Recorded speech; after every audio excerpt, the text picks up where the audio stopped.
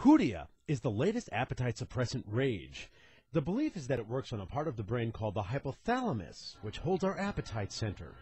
Hoodia is believed to contain a molecule called P57, which tells glucose centers in the hypothalamus that enough calories have come in and that one is full.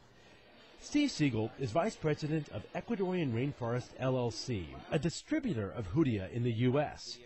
He says the Hoodia must come from South Africa. His argument, any other Hoodia won't give you the appetite-suppressing effects. No, all Hoodia is not the same. Ecuadorian Rainforest is a supplier of genuine South African Hoodia. There are a lot of companies out there that will try to sell you Hoodia from China or Hoodia from Mexico.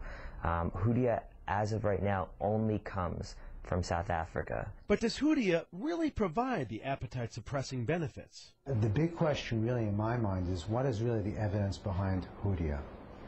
And what is the driving force behind it? Dr. Dennis Gage is an endocrinologist and obesity expert at Lenox Hill Hospital. The science of it is very weak.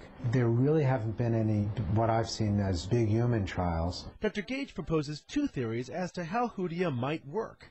One, it might take the entire plant, not just parts of it or an extract, for the appetite suppression to work. Here's the other. Let me tell you an interesting thing. You can eat fiber, and it's going to suppress your appetite. Almost any fiber. It doesn't necessarily mean that Hoodia has a magical component.